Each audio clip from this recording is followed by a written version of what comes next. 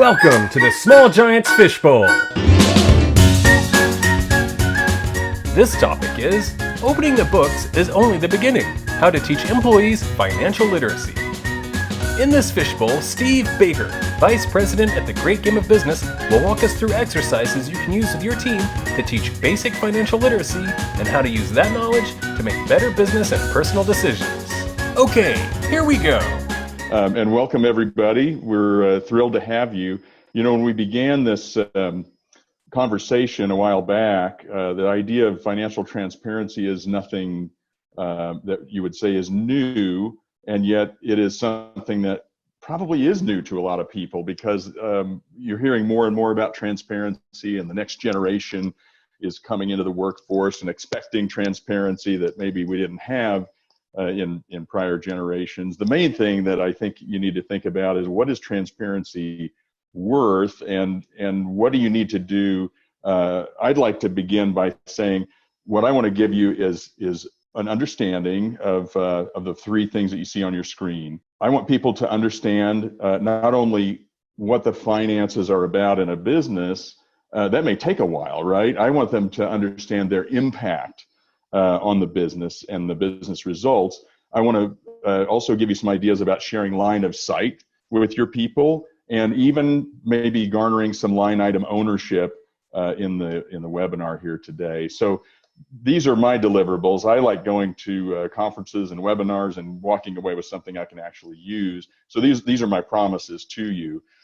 What I aim to do is probably spend about 45 minutes chatting with you about this, answering questions. Feel free to interrupt, and Rachel, I'm going to let you guys make sure that I'm on target there, and then answer questions at the end as well. But to begin with, you probably ought to know a little bit about this idea of what people call open book management and where it came from. I'm actually coming to you from 325,000 square foot building we just bought a year and a half or 2 years ago that was in 1959, the Royal Typewriter Factory, another example of how SRC has bought buildings and repurposed them in Springfield, Missouri, where we're located here. And what you see on your screen right now is examples of different things that we do. We're an engine company, and I'll tell you more about that in a few minutes. But very few people realize that Springfield, Missouri is kind of the mecca of open book management, and that SRC, the Springfield Remanufacturing Corporation, is where it all began. But rather than toot our own horn, I think what we need to do is go back to Small Giants. I mean, if you guys are have your copy handy, which I always do. In fact, Bo Burlingham co-wrote The Great Game of Business with Jack Stack. So these are books that mean a lot to us around here.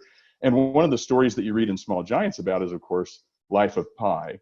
Now, if you saw this movie, what's really amazing is that it's just visually striking, and at the time it was in fact, to this day, it's still one of the most visually exciting movies you could watch. The reason I bring it up is because you need to know about the company that actually created these visual effects. The main thing you need to know too is that this Rhythm and Hues company that is written about in the original book, they knew they had trouble making money anyway. It's just the way it is. We don't have to go deeply into the story about Rhythm and Hues. What you need to know is the background behind this thing. First of all, just think about it. Nothing was real in the movie but the boat and the boy. I mean, the tiger wasn't even real, right? It was all visual effects. These guys were the very best in the world at what they did. And they had already won an Oscar for Babe and an Oscar for The Golden Compass.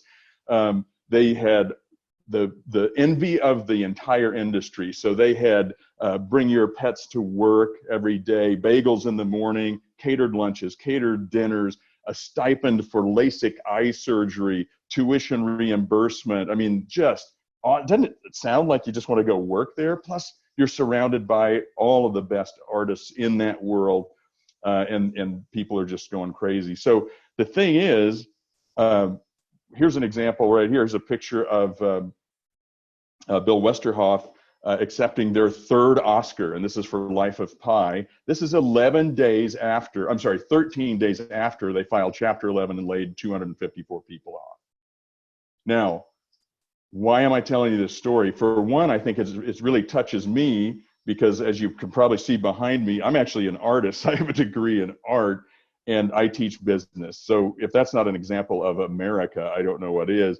But it speaks to me. It says, you know, no one prepared me in art school to go live in the world. And what really comes to bear here with the story of Life of Pi, and I fooled you, that poster that I showed you actually said Life After Pi, the documentary on YouTube that tells this story. What's really incredible here is this is the question I'm trying to get to. Can you be the best in the world at something and still lose your job? The answer is yes. Being a great technician is no guarantee that you're going to win in business. And that comes down to a really important story that really is close to us, and that is the story of SRC. SRC was originally a division of International Harvester, who in the late 70s and early 80s were losing $57,000 an hour and laying off 1,000 people a week, and they did that for 2 years straight. But you got to remember the economic times were really incredible. Unemployment topped out at 17%. You saw interest rates up to 22%. It was terrible. I remember gas lines when I was a kid, and that's the thing that you got to remember is the whole country was not responding to global competition, and companies like International and IBM, Caterpillar, these guys were closing down facilities and affecting lives, and we're about lives, right? So Jack Stack was sent down from International Harvester. He was a 29-year-old manager in Chicago and was sent to Springfield, Missouri, to the Springfield Renew Center, SRC, and was charged with closing down the plant. But what he found was these people were the best in the world at remanufacturing diesel engines. And he said, well, maybe, just maybe, we could make a run at this. I mean, look, they have the best warranty record, best quality record. They make the best engines. They have great customer service. Why can't we win? And everyone in the factory, of course, was saying, well, wait a minute, how can we be so good and do our jobs, and yet the company's crumbling around us? That's the SRC story. And when Jack said, let's take a run at it, he went out to get financing and discovered that he was looking at the wrong scoreboard, right? He was speaking a different language than the bankers. So it's a great story. I highly recommend you check it out. At the end of this webinar, we're going to give you a link to where you can go and listen to the audiobook for free. The main thing to take away is that when you take someone who's financially illiterate, as Jack was in those days, and everybody at the factory was, he was out there going to banks and financial institutions saying, I want to save 119 jobs. Here's all our certificates that show we're awesome, right? And the banks ask stupid questions like, hey, where's your business plan? Where's your cash flow statement? And Jack said, I got to learn this other thing. So 54 financial institutions turned him down. Along the path over a year and a half of all these rejections, he learned their language, and he said, man, if we get this loan and save these jobs, everyone in the plant is going to learn these numbers. And that's where Open Book began. He did get the loan. It was divine intervention, because this was the debt to equity ratio of the loan, 89-1 debt to equity, financially brain dead, plus the 18% deal rate they got on interest. So Jack was stuck with this idea of, I can't do this alone. I can't go from a $200 a month mortgage to $130,000 of interest expense due in 28 days. What am I going to do? So everyone had to learn it, and that's the story of SRC. Of course, they were written about, and that's how the whole genesis of this great game of business came about. But here's the key thing. When Jack talks about the objective of any organization, I want to be clear about this, it's to make money and generate cash. Sorry, it sounds really cold, it sounds really capitalistic, but that's the objective of any organization. Now, when he speaks about it, he says, I'm sorry to be so crass. I decided to bring another quote in for you here. This is it. People say the mission is more important than profit until it isn't. And it never isn't. So it sounds like Jack might have said that, right? But in fact, it's the CEO of Big Brothers and Big Sisters, Katie Davis, who said this around this idea of the great game of business as they continue to implement this in different regions of the country. The reason I bring it up is what they learned is they had to teach their people who are doing an amazing mission, right? this mission of making matches between bigs and littles, right? They're helping at-risk kids. Well, if they're able to be better stewards of the money they bring in, won't they be able to do their mission better? So this whole idea of no money, no mission works very easily from not-for-profit to for-profit in every organization. We do it in government, in educational institutions, not-for-profits, etc. So what I'm trying to give you is transparency is one thing. Education and understanding is a totally different thing. So if the objective is to make money and generate cash so that we can achieve our mission, our vision, our goals, then how many of your people understand it?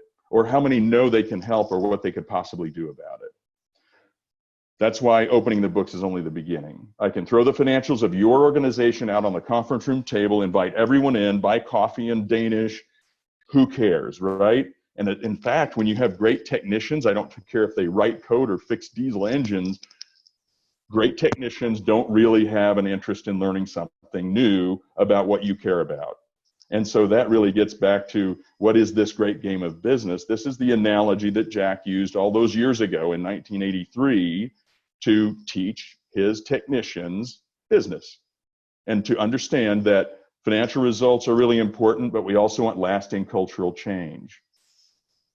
We always paraphrase it in this way: it's money, it's people, it's both, and that's the title. Whoa, I'm so excited by this Small Giants webinar. I can't hardly contain myself. But this is the title of our new book that'll be coming out in September, and I'm going to share with you first. Nobody else knows this, but Jack is also writing a new book about the transformational power of being transparent and teaching people business. So the strategy here is to build a business of business people who think and act and feel just like you do, as owners do. So if we're trying to build a culture of ownership, let's ask this question: what is different between the way an owner thinks and the way an employee thinks? This is an example. Do we treat things the same way if we own them as when we rent them? Well, ownership does do something to people. It is transformative. And I'm not talking about, for this webinar's purpose, we happen to be an employee-owned company. I'm not talking about immediately sharing equity with your people. I'm a believer, but you got a long way to go to teach people business before you throw equity at them. So let's just ask this question: what keeps you guys up at night? As leaders and owners of businesses, what keeps you up at night? I am guessing that it's going to be things like this: cash, competition, costs, right? All the stuff that's reeling around in your head at 90 miles an hour at 3 in the morning. These are the things you worry about. But what are the things that employees worry about? Those are the things that we really have to become very comfortable with. The first one, all the research says, I want to know if I'll have a job, if I'll get a check, and if it will cash. Now, in Springfield, Missouri, unemployment's 1.7%. That's crazy. Everybody who wants to work is working. You might say, well, job security is not the biggest issue. But in fact, just take it anytime, not in 2019, go back to 2009, go back to in 1983, go into the future. We're going to go through cycles. People want to know that they have security, that'll last a long time, that they have a career path, that they'll be treated like a human, and they can make a friend at work. All of these things add up. But isn't that weird how employees' group of worries are here and owners' worries are over here? What if we taught them that the true secret of this whole thing of business is if we teach them, look at this screen there, at the top you've got all the things that owners worry about. If we can make a long-lasting, profitable, and growing organization, won't we be able to give them everything they want? Job security, benefits, career path, all that great stuff. Yes, you can. The funny thing is, it's very difficult for a lot of leaders to understand that. So let's turn them into business people, get them to think and act like we do, and they'll get all the things that they want. This idea of a sustainable, evergreen organization that can last and create all kinds of opportunities for not only maybe myself, but also friends, my community, etc. So we have to face it that we are not aiming at the same goals, and we're not speaking the same language. And that brings us to this dude.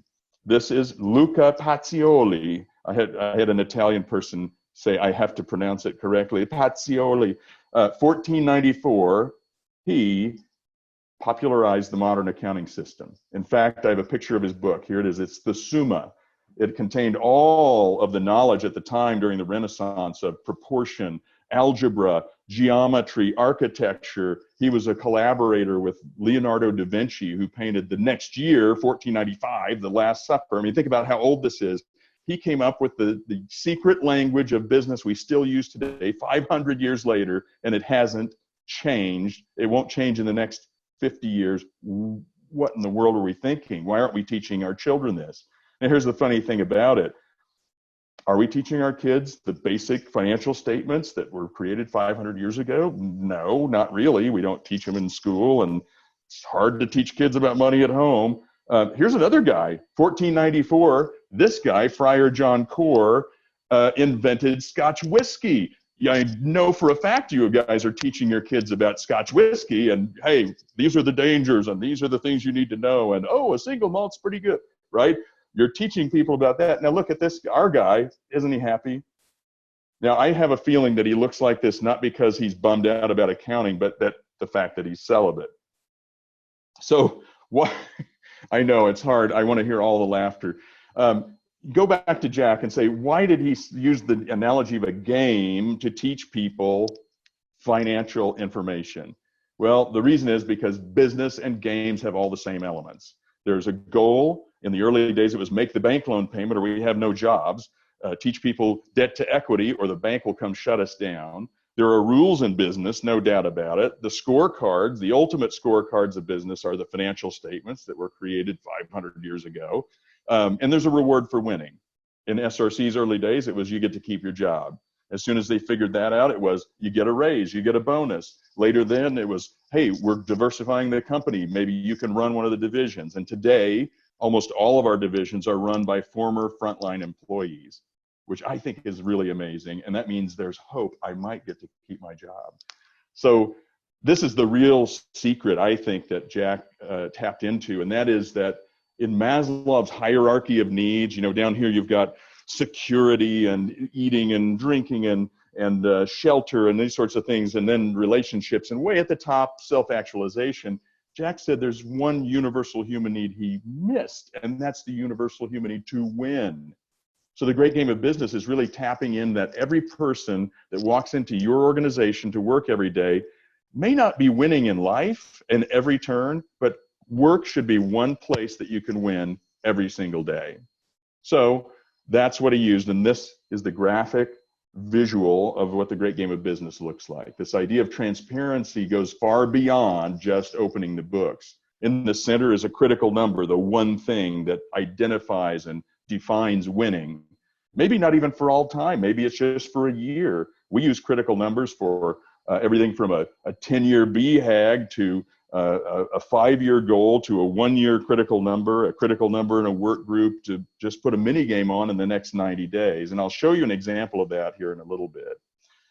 If we identify and look at each one of these practices, or rather principles, I can show you the practices within each one of them. So in the upper left first, you'll see the know and teach the rules, because in any game, no one will play your stupid little game if they don't know what game they're in.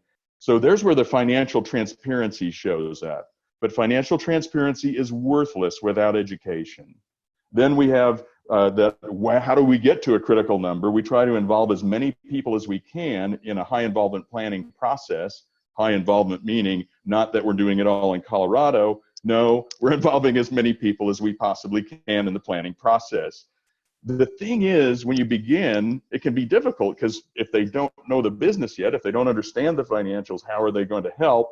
So we have an on-ramp for that system. The idea is, what's one rallying cry, one central thing that we can do that is that critical number we must address or nothing else matters? Again, to give you a reference point, the critical number in those early days of SRC was we must make the bank loan payment or Bank of America will shut the whole thing down, jobs are lost.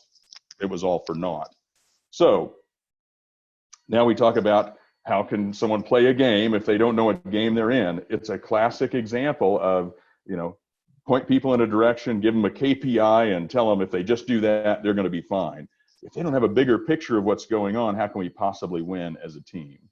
So you have to identify what's your one thing. What's the one thing we've got to address before the end of 2019, or nothing else matters. If you're stuck and you don't know what it is, why don't you focus on making a profit, making more money than last year, reducing rework? What's the one thing that's really bugging you? Well, the next thing is, whatever you do is make sure that we give them the rules of the game and we teach them on a regular basis. And I'm not talking about just formal financial literacy courses. Yes, we've got all kinds of them, in person, online, that sort of thing. But it's 90% of what people learn is not in a classroom, right? It's on the job, it's anecdotal, it's experiential. Let's make sure that they're learning while they're working. Next, in the upper right, you've got follow the action and keep score. This is where we bring the game to life. So all of this knowledge now that we're trying to put into people's heads, we say, well, put it to use. So we have weekly huddles where we actually keep score, but we don't keep historical score necessarily. Yes, we do. I mean, accountants are historians. What we want to do is ask our people who own the line items on the income statement, what we want to do is have them forecast the number for the end of the month. When they get good at that, let's go to the end of the quarter. They get good at that, let's go out a year. At SRC, we forecast 5 years out. Now, do we do that every week? We don't have to. What we're focused on is the more immediate stuff, what gets us to the 5-year goal. So when you start out, you will be amazed that the real secret here, the secret benefit rather, of huddles isn't just that we're getting together and there's fellowship, camaraderie, energy, just like a real huddle in a sports huddle, like a football huddle or something like this. It's about we are really connecting back to the mission. We're looking at that critical number, asking everyone to commit, and we're saying, what do you think was going to happen in the next play? So we have 1 week to do something else about it, but because we're looking at the end of the month, what's great is we might have several weeks to do something about it. I've gone into many organizations that say, oh, we play the great game of business. We're open book, you know, whatever. And we've been doing it for 20 years. And you ask if it's working, and they go, well, not really. And if they do have a scoreboard, sometimes it's like, well, they'll have week 3, where are we at? You know, and they'll say, well, this is what happened in week 3. Well, your house already burned down. What I want to do is think in the forward, you know, did you check the fire alarm? Do you have fire extinguishers? Are we looking for faulty wiring, right? Don't let your house burn down. Be ahead of it. And that's what forecasting is all about. Well, then if we zoom in even further and say, well, what's in it for me? So I've learned the game. I'm playing the game. Now what's in it for me if we win and we attack this critical number and beat it? Well, that's where all of our stake in the outcome arrives. So what we do is we have self-funding bonus programs, we have recognition programs, we have benefits, we play a lot of mini games to attack things in a 90-day period. For some companies, it's going to be ownership. Here's what I want you to think about. When you think about stake in the outcome, I want you to go short-term, mid-term, long-term rewards and teach your people every huddle what's happening, what they're getting out of this thing. That's what people miss. If you wait till the end of the year and bonus someone, they forgot what they did. So you've really divorced them from this whole performance thing. And even if it is very much tied to individual performance, are you really winning as a team? I suggest to you this. We have what's called a higher law of business when it comes to, the quote is like this. It's easy to stop one guy, pretty hard to stop 100. So what if we could get everybody pulling the wagon the same direction? Well, how does that work? You're probably going to ask. Well, go back to this, dude. If you think about the premise of this movie, it was not to have a Christmas, it was not to have the best tree. I mean, those were all funny things. The premise of the movie was he was digging a hole for a pool he could not afford based on a bonus he didn't know if he was going to get. So what is wrong with that? That's how most Americans are living life. I think I'll get it. I mean, I was that way before I came to SRC 13 years ago. Every small family-owned company that I worked for really loved me and took care of me and cared for me and all of these good things. But what's really funny is toward the end of the year, guess what my family's asking me? Are we going to get a bonus? Are we going to go to Disney World? Are we going to be able to get a carpet? Can we afford another baby? You know, these are things that, why are we asking God-like questions of our owners? Why are we having people come to us say, should I get a loan? Should I get a car? Should we have a baby? You know, it should be people making their own decisions based on, I think this company is worth me investing my time in. Don't let it be Clark W. Now, you should watch this every year as a ritual, you should, but learn from it. Don't just laugh at it. So how does a really good bonus program work? Well, that's a whole other webinar, let me tell you, and probably last a day. But the key is this. If you just said, let's give people early wins, let's put the rewards as close to the behavior that earned the rewards as possible, wouldn't that be better? And what if they self-funded instead of it being a discretionary thing like this person deserves this? What if it was all laid out at the beginning of the year or whenever you start and you showed people how it worked? Well, to protect the company, which is, of course, job one, right? Job security. Let's make sure we have jobs. Well, we can do a progressive cumulative payout so that if we're earning our bonus, first quarter, we could get 10% of the available pool at that time. Second quarter, 20, third quarter, 30, and then 40 in the last. So as an example, just for your understanding, and again, this is a really top of the trees kind of view of good bonus design. If you look at your screen there, you'll say, well, what happens if the first and second quarters we're just bombing out? We just didn't have things in place, but we get the team rallied, we attack that critical number, and we hit our year-to-date numbers. Could we get a third quarter bonus? You could, and it wouldn't just be 30% of the available pool. You could also get the first 10 and the first 20. You'd have 60% of the available pool at that time if you hit your year-to-date numbers. I hope that makes sense. I'm going to look at my small giants people and see if nodding is happening this way or that way. So, okay, good. So again, it's really great stuff, and I'm going to share the book with you at the end, which in the back of the book, there's a great story about implementing this stuff. I highly recommend you check it out. But staking the outcome, I mean, it's my favorite part of it. I mean, I love the huddles, and I love being able to influence the numbers rather than just having the numbers attack me, right? First place ever I've been able to do that. And for 13 years now, it's just become part of my DNA. And it's crazy to think, wow, did we work that way in the olden days?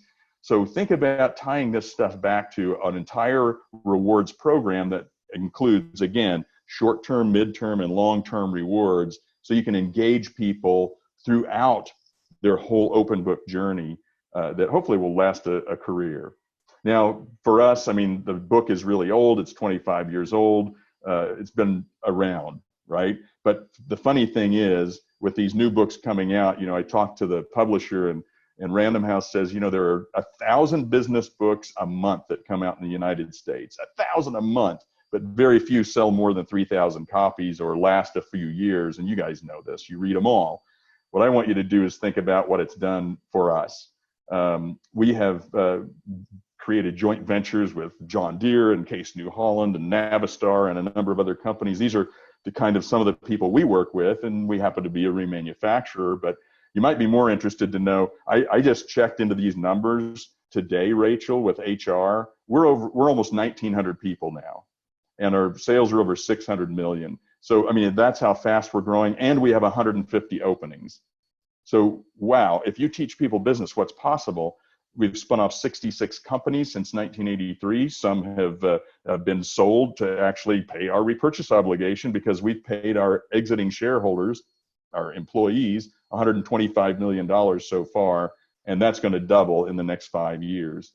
So here's the way to look at it, though. No matter what your organization is, what you do, I want you to think about the power of teaching people business and knowing that opening the books is simply just the beginning. If you put $1,000 in your 401k back in '83 when we started, you'd have about 35 grand today. If you're really smart, you would have put it with Warren Buffett, and he'd give you about 150 grand of return. But if you were stupid enough to stay in Springfield at SRC, every $1,000 is worth 6.1 million today. Now, that's the power of teaching people an understanding of the financials, of understanding business, and then asking them to do something with that knowledge. That whole idea of teaching people business, having them hold one another accountable, and then providing a stake in the outcome, those three circles that we've taught you, they're powerful when they're used together. Not very useful alone. That's why opening the books is just one part of the puzzle. So if you will, go back with me to this theme of it's money, it's people, it's really both. We can't do one without the other. So what I want you to do is let me give you an example in these last 10 minutes or so of tell me what you want out of this webinar. I'm thinking, and based upon my experience, these are the things people ask for. What can I do Monday? So what if I give you an example to show you how to get understanding from your people, how to get line of sight, and get line item ownership. So here's how we'll start. How do you get understanding? Well, you remember this cartoon. How can you win a game if you don't even know what game you're in? Bring the marketplace to your people. And the way we do it is we start by teaching them how hard it is to make money. So even if you don't throw the books on the conference room table, you might start this way and say, look, everybody knows Walmart. And until recently, this number, the 3-year average for Walmart used to be 3.1 cents is what they made on a dollar. Well, now it's 2.4. In fact, year to date, they make 0.79 cents on the dollar. So under a penny. What do you think they're doing with their money? They're spending it on technology to compete with who? You guessed it, Amazon, right? Everybody's competing with everybody. Here's the number. The rolling 3-year average is 2.4 cents on the dollar. It ain't much. Your people might be very surprised at this because why get up in the morning? Well, then you can start bringing it closer to home. You say, well, did you know that across 212 industries, the median net income of companies in the United States is 6.5 cents? This is a perfect time for you to insert here, your photo here, basically. What do you make? And how hard is it? And here's another thing. Isn't there someone in your industry that's beating you, and isn't someone going out of business? Well, you may be somewhere in the middle, and all you're doing is appealing to your folks to say, could we move it just a penny, a half a penny? Business is a game of pennies, you know this. Now, what I like to do is now compare perception with reality, right? Here's the reality. It's hard to make money. What do you think the average employee makes? Thinks you make, rather. The average is 36 cents on the dollar. So we have a huge gap between perception and reality. We've got to fix that, and that only happens with education. So this idea of we got to educate people, we empower them, then we engage them with the stake in the outcome. How do you get line of sight? This is a tough one because you got to be thinking all the time about what you think is the goal of the business may not be very clear to the people that work with you. And the bigger the organization, the harder it is to draw line of sight both ways. Operationally, you know very little about what's going on day to day on the front line if you're a big company, and people on the front line know very little about what you're thinking about day to day. So line of sight is really important, and this is one way to think about it. So I've taught you a little bit about critical number. It's that one thing that defines winning. Why not look at it this way? Every department in your organization can probably affect that critical number. And guess what? You can edit that part out, Rachel, because it isn't, I think they might. It is, they all touch it. Even the cost centers. Yes, accounting, HR, R&D, all these folks touch that critical number of your business. What I want to do is pull one department out here, and I want to say, what if they had a critical number that led to the big critical number for the year of the business? Well, let's put the same circles in there, because guess what? A game still has all the same elements. You've got to teach people in that department, you got to hold one another accountable in that department, and you better provide a stake in the outcome. Then in the department, there might be teams. There are definitely going to be people. And all the way down to the front line, I want a critical number that everybody can be seeing. There's line of sight all the way back up to the big goal of the business. So from individual to team to work group to department to the big top critical number of the business. So now I'm going to tell you a story that just happened. This is HEB. They're the largest employer in Texas. They are the largest grocery store in Texas. 114 years old with over 110,000 partners. Now, why is this important? I've been working with them for a while, and they're beginning to roll out the great game of business region by region. Not a rollout like you're going to do this. They just have it, and people have to ask for it. They go, what did they do down at the border? I want to do that, because they're getting bonuses, they're energized, their morale's up, all this kind of stuff. What I didn't tell you about these guys is the Washington Post calls them a top 10 tech firm. They're a grocery store. That's how technologically advanced these folks are. So the reason I say this is in the grocery business, it's really hard to make money. As we've just looked at Walmart, let me give you an example of something. I do this at conferences a lot. What if you actually got your people together in a room and you said, let's look at a dollar and how it flows through our business? So start at the basic income statement level, and under revenue, you would write down the main buckets of revenue. At the Great Game of Business, we do things like coaching and an annual conference, and we sell books, right? You can picture your activities under revenue. Now, there are costs associated with that. Cost of goods sold is what I've got written here for you. If you call it something different, please use that. You want to teach people your language, but these are the words in the lexicon of business. So if you take revenue minus COGS, we get gross profit if it's dollars, gross margin if it's percentage. You're now teaching your people their first financial literacy lesson, and it's very approachable, isn't it? And this is the energy you got to bring, by the way, because if you go, if you have the accounting department come up and go, revenue and COGS and not, hey, this is not an attack on accountants. I'm just saying this is what they'll hear, wop, wop, wop, wop, wop, wop, wop, right? What we want to do is keep it energizing and keep it at a level where they can go, I didn't know that. So if we teach them down to gross, then we can say, well, are we done spending money yet? Nope, we're not. There's expenses, and you just start asking people, well, what are expenses? And someone's going to say rent and lights and salaries and whatever. And by the way, here's a secret. Most great game companies, even though we're open book and we share everything, we don't share salary information. Now, I do know a couple that do, but I'm telling you the vast majority, it's divisive. It's not important. We lump ours into salaries, maybe salaries and benefits. Some people do SG&A. It depends on you. This is your income statement. It's not Luca Pacioli's.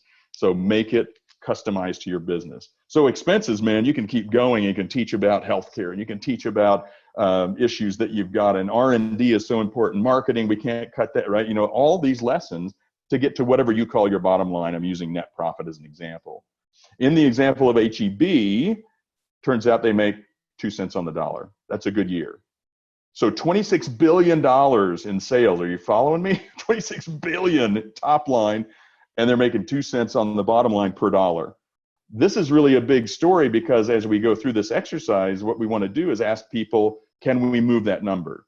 Now, we know that on average, Walmart can make a little bit more. They're bigger, right? And they have a transportation network that's, 10, 20 times the size.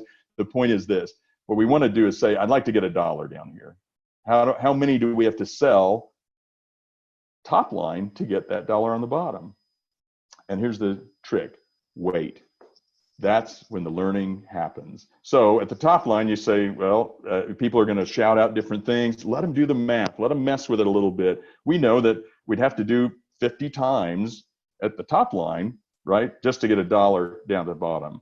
Now, if you were 10 cents, you'd say, well, it's 10 at the top to get $1 at the bottom. And if you don't know, take 1 divided by, let's say it's you make 6 cents on the dollar. 1 divided by 0.06, because you need to have this number in your head, right? As the leader of this exercise, that'd be 1667 at the top line.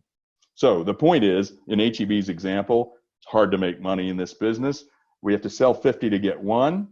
If you're all comfortable with that, now I'm going to challenge folks to say, who's responsible? Well, in the grocery store, who's responsible? If people say everybody, you got to point them to the right place, If you're a tech company, who's responsible? Well, your business development people, your sales people, right? It's easy to point at someone else. What we want to do is get more people engaged. So we start to say, well, what about these dollars in costs? What about these dollars in expenses? Can we do anything with that? Well, if we don't spend $1 in expenses, if we are able to be more efficient or productive, and this is not about manufacturing, this happens, in fact, working with tech firms, same sort of thing. That $1 in costs, by being more effective, can actually drop right to the bottom line. They don't become 2 cents. We never spent them. So effectively, what we're saying is every $1 we don't spend, every $1 we're more efficient by, they're worth 50 in sales. So hold on a second. Now, this is something we can teach. Now, I'm going to pause you here. Don't edit this out, Rachel. Very important. The Great Game of Business is not about cutting costs. It's not about lean. It's not about Six Sigma.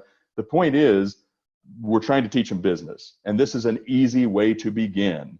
And if you really just want to start with something, this is a great way to begin teaching people how they can affect the numbers in the business. Because for the rest of 2019, wouldn't you like to make more money? Of course you would. This is a very easy way to begin, and it's a great way to give people line of sight to the bigger picture of, if your critical number is net profit. But again, don't think of it as it's just about cost cutting. I get it. It's far beyond that. It's about teaching people business so we can go beyond that. I want them to know how to make money, but then it's, are we making money the right way? Then they can think about, we need to diversify. We need to be in these other businesses. There's other things that we can do and focus on as years go along. Now, here's the cool thing is now we can involve everybody in the business. Talk about engagement. Everyone can own a line item on the income statement. So my example from HEB is, here's a grape. I found the best picture I could of a grape. It still looks a little weird that big. But this is a true story that came right from HEB. And I was just there a couple of weeks ago at the border, and they were telling me a story about how the average slip and fall at a grocery store is $5,000 in cost. In other words, they settle, somebody slips on a pool of water or a smashed grape or something like this. They slip, they fall down. The average settlement is $5,000. Are you with me? So $5,000, I mean, it's a lot of money to a guy working produce, right? Well, the amazing thing is we heard the story of a guy going, they had been playing for about 120 days or so, just a little more than a mini game. And they had gone through and taught people the basics of the financial statements, specifically the income statement. And what's really fun is to hear them tell the story, but I'll have to do it here. So imagine a regional manager and the store manager talking to a frontline person at a store in Texas. And all the while they're talking about, oh, it's really important to learn the business of the business. This is, open book, da, da, da, da, da. And the whole time they're talking, this guy's looking over here and he's looking back and he's looking over here and he's looking. He said, I'm sorry, I just have to go do this. He went and picked up a grape. And he explained to his bosses that this grape isn't $5,000, right? This grape, now remember the 50 times thing, this grape is worth $250,000 in sales. It was that important to make sure that the store is tidy, it's clean, it's safe, and there's a million of these going on. In fact, when I was in Texas a few weeks ago for this event, they told me that they, just in that region, they were running over 220 mini games on different things. So it's powerful stuff when you teach people business, they get engaged. They say, hey, business can be fun. So how do you get that line item ownership? Take that same income statement that you see on your screen on the left side that we just went through and ask people to go through there and tell me what it is. If they write code, tell me, are you keeping track of your time appropriately for the right client? If it's a creative agency, tell me how we can get the work done in the time allotted according to the budgeted proposal. If you are in any business, rework. What do you do? It doesn't matter if you're in a grocery store and you stack the avocados wrong and they rot, or if you're writing code and you have to go back and rewrite it because it's got a bug. Rework is worth 4 to 7 times the original work.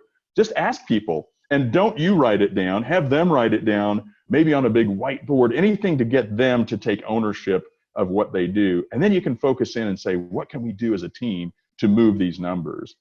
So a great example, I know, Rachel, you just posted this video. We're not able to show it during the webinar, but I'd highly recommend that you go out and check it out. It's a story about Kirby Lane Cafe, incidentally also in Texas, in Austin, 7 stores, about 700 people.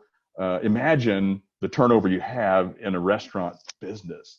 And these guys started implementing, I was lucky to coach them a few years ago. And when we started, and I'm not going to tell Matt's whole story because the video is so good.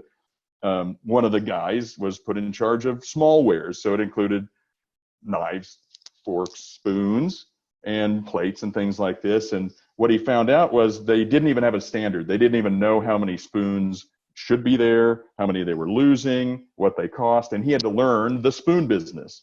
And so the video goes through to recount his story. Long story short, when you see the video, you'll really enjoy it. And I think it's something you can show to your people to get them inspired. Here's a regular guy. He's got tattoos all up and down his arms and, earrings, and everybody in Austin is keeping it weird, right? well, here's a guy who took ownership and said, man, you know what?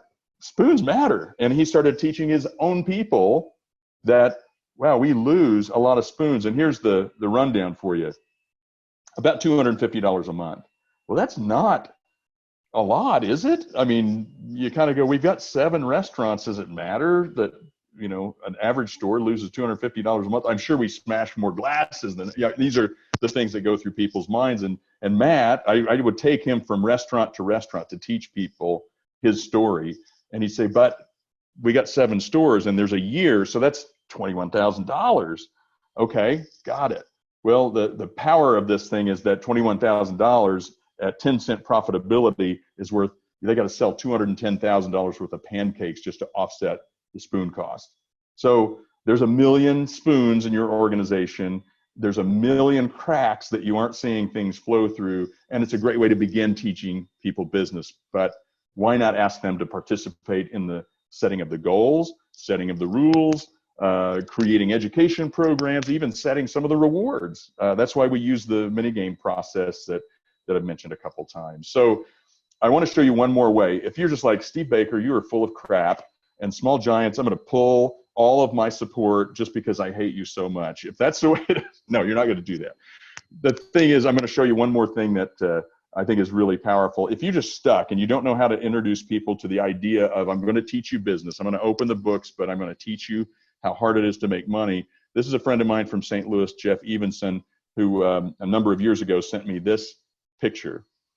And they sent it via text. I'm like, oh my gosh, what is it? Well, it's $14,000 in $1 bills. He gathered his 3 kids together and he said, I'm going to teach you money. And then they got the whiteboard out. They wrote down all their expense categories. Then they wrote down Post-it notes with each of the subcategories, and the specific expenses under each Post-it note is an amount. And then guess what he did? Made the kids count out the money. Now, is that not powerful? My favorite part of this whole story is that if we really look closely at this, if you look in the center of the screen to the left, there are 3 yellow tabs. One is Susie's club volleyball, one is Jeffrey's club soccer, and one is Sydney's dance classes. The conversations weren't about how much the mortgage was. It was about, how come Susie's pile is bigger than mine? So if you want to get personal and have people learn about money, this is a really powerful way to do it. So I feel like I've touched on these 3 subjects: creating understanding in the business, giving people line of sight, and asking them to take line item ownership. My hope is now that you will do something. The perfect is the enemy of the good. And what I want to give you is as many tools as possible to just get you started. So Monday, don't wait, do something. Over the weekend, get your courage, summon all of the steel that you have, and go out there and do something, even if it's something small, because again, opening the books is just the beginning. This is the landing page we set up for you, so you can get both of Jack's books on audio, the Great Game of Business and A Stake in the Outcome. And we also put the slides from today's presentation on there so you can relate to those as well. So I probably, we went 3 minutes over, so kill me now, Rachel. No, that's okay. That was awesome. Thank you. I wish, I probably speak for a lot of people on here. I wish Steve Baker taught a lot of my business and Be careful what you wish for. We had a couple questions come in that I can pass along to you, Steve, but if anyone has any questions, feel free to chat them to us, and we can do a little bit of Q&A. And then Steve, if you want to stop sharing, we can kind of do the Brady Bunch view. Okay. Which is fun. There we go. Okay, so the first one, are you ever worried that having employees focused on our numbers will distract them from their primary tasks? Well, you know, Jack has always said that numbers are just stories about people. So if we are worried about them doing their tasks, why don't we connect their tasks to the financial performance of the business? Everything can be related back to the finances. That's just the way it is. As Katie Davis would tell you about Big Brothers Big Sisters, it's not about saying money's the only thing that matters. Remember, it's money, it's people, it's both. So if the question is, are we worried about them hitting certain KPIs? Maybe we need to teach them the connection between the key performance indicators and the long-term sustainability of the business to give them all the things they want. That's great. Thank you. Mm-hmm. Any tips on how to deal with a partner who's afraid to be transparent? And then this one, there's a second part that's a little bit different, but we've heard before, aren't we just trying to line your pockets as owners? So maybe how to combat that attitude too. Okay, so remind me of the second part. The first part is pretty common. I mean, I'm willing to do it, but my partner isn't. The thing is, I will tell you, open book companies tend to outperform closed book companies by a factor of 15% or more. And that's just the research from NCEO. Anecdotally, I can tell you that our companies typically are twice the revenue growth and 3 times the profit growth of a similar company that's not engaging their employees. You can show them all those stats, but you're not probably going to easily change an old school mind. I would recommend starting with things like go visit a company. And if you don't know one, call Small Giants, call A Great Game of Business and ask who's an open book company in my neighborhood and go sit in on a huddle. And it might scare the pants right off them, but it might also show them, how did they do that? I want some of that juju in my company. And so the second part was what? So the second part, I think this has to do with about if we're sharing our financial information, won't employees just want more? The quote here was, we've heard, are we just trying to line your pockets, like that? Sure. Well, here's the thing is they already think you make more than you do. I guarantee it. And there are rare instances. I mean, we have a saying around here with our coaches that when we go in to coach a company, we look at their values and their mission and all that, because we want to know if they're good people, right? I mean, open book does not work if you're using it to trick somebody into this. It's got to be real. And we have a phrase, is there a boat on the balance sheet? So is someone hiding stuff in the company? The thing is, that's very rare. It really is. And you wouldn't be on a Small Giants webinar if you were that kind of company. But what we have found is that most often when you open things up, people will be like, oh my gosh, I had no idea it was that hard to make money. And when they find out you leveraged your house to keep them employed or this or that through the years, and you can't just tell them, you've got to teach them, right? You got to show them the numbers and then ask them to participate in learning the numbers and then moving the numbers. But I have never seen anybody just go, I mean, I have seen employees leave, and I will be honest with you, if someone doesn't get it or doesn't want to get it, you really want them working for a competitor. So help them get a job over there. The answer to the other, I'm going to say subtext to that question is, if I show them the numbers, won't they want more? They already want more. And the fact is, when they find out what's going on and you create a self-funded bonus program, the only people in charge of that bonus program is them. So that would be my answer is, look, I'm a great employee. I am committed. I am a lifer, and I want more right now. And Rachel, I hope you want more. And everybody else watching, I hope you want more. I want to be surrounded by ambitious, engaged, innovative people that want to do something else. If we stagnate, that's when we die. I'm worried about competitors getting a hold of my financial information. How do you avoid this? Well, the one thing I will tell you is, first of all, I don't think most companies could do what you're already doing. I mean, I know a lot of Small Giants companies, and I don't think just a competitor could just get your numbers and magically do what you're doing. It takes your systems, your people. There's a lot of other information. But then again, I wouldn't say that I'd like to have my numbers floating around just willy-nilly. But here's the thing. The answer to the question is this. When you become open book and you're teaching people the numbers and you ask them to take line item ownership, the moment they start owning the numbers themselves, they protect the numbers.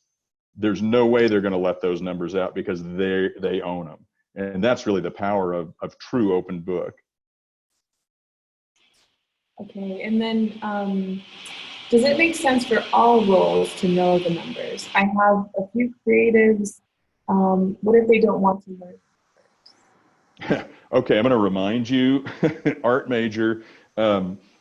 So I have 3 kids. The oldest 2 are out of college now, and after I forbade them to study art, they both got art degrees. And what's really amazing is my son just went through, I hope these stories are okay, Rachel. My oldest, Colin, you could say he's a perfect example of a creative. He's a graphic designer, animator, you know, the whole thing. And he was working for a small firm that did work for Bass Pro Shops. So he was on the phone. After a couple of years, he exceeded the owners of the business in the knowledge of the process, if that makes sense. They weren't open book, but he was on the phone with China every day talking about the products he was designing and the packaging he was designing, right? So he's like learning, and he came to me and said, I don't know, I'm feeling weird stuff about this place. I'm not growing, and I'm, you know, he was reaching a point where he needed to move on, and I just coached him and said, well, learn everything you can and then start interviewing, that sort of thing. And he happened to get an interview with a company who is open book, and a big player with like Starbucks and Nestle and all that sort of thing. So, I mean, you know, it's really kind of cool to see your kid go through this. The sad part is, about the time he was going through a second interview, the guys at the other shop decided at Christmas time, this Christmas, to just close up. Now, if you've ever been laid off and you were doing a great job, it's the same story we told about Life of Pi and SRC and now my son. No one should have to feel that again. And so what I told him was, aren't you glad you were looking, number one? And number two is, he's learning everything he can about the business he's working at. He said, I will never take a job without understanding the financial condition of the business. And that, for a 26-year-old kid, is a really big lesson to learn. You should never take a job assuming these people are going to be around. I'm telling you, man, I am passionate about this one. I was financially illiterate till I came to SRC. Not that I was stupid, just financially illiterate. And I took jobs based on, would it get me a paycheck so I could make the mortgage? I could do this and that. I will never, ever do that again. It's going to be, I'm going to understand more about what they're doing. Will they be around? Do I have a future there? I hope I didn't overtalk that one, Rachel. No, I think that's great. And your passion is great.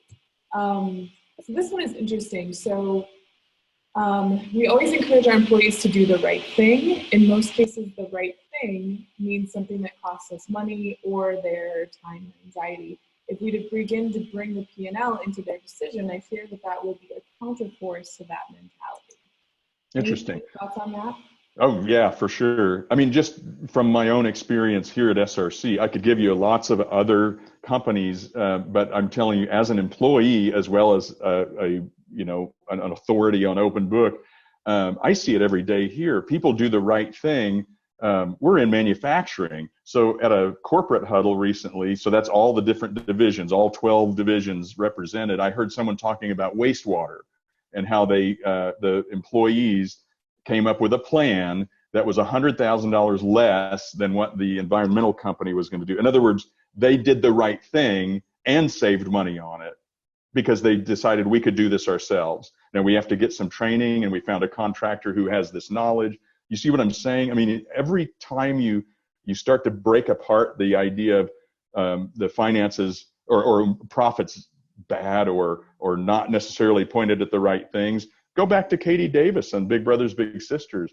To all of her people in the early days when they first started, it was profit was bad, business is a dirty word, all these kinds of things. And when they came right down to it, what they found is no money, no mission. I think if you give people the education, they will do the right thing almost every time. And if they question it, if they don't think they can do it, what I would do is question yourself as an owner and say, yeah, maybe we should be doing that. And maybe it will cost us money now. In the long run, does that make us a sustainable business long term? So that's an opinion, take it or leave it, but I do believe in people, and that's a good way to be.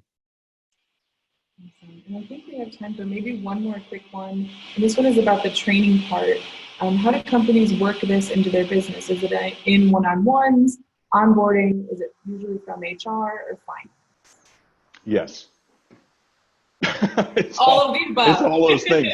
So the thing is, you have to look at this as this is the way we run the business. And there is no way that you would let anybody get into, in manufacturing, there's no way we're not going to do safety training. There's just no way we put people in that position. That's not the right thing, right? We've got to put them through that training. Other people might put them through training on Drupal or CSS plus or whatever. I'm saying stuff I don't even know. What I'm trying to say is you train them anyway, and you teach them about, hey, we treat each other in this fashion, and these are our values, and you're training anyway. Why not just train them a little bit at a time, a bite at a time? That's how you eat an elephant, right? So my suggestion is you will have to have some formal education. There's plenty of resources out there from us and others. But the informal training is the stuff that you can do while people are learning, and those weekly huddles are a fantastic way to begin the process of just having people through osmosis learning that, oh, our actions do matter. Hey, I matter. Okay, well that's it for this one. Check out more Fishbowls exclusively for the Small Giants community at smallgiants.org.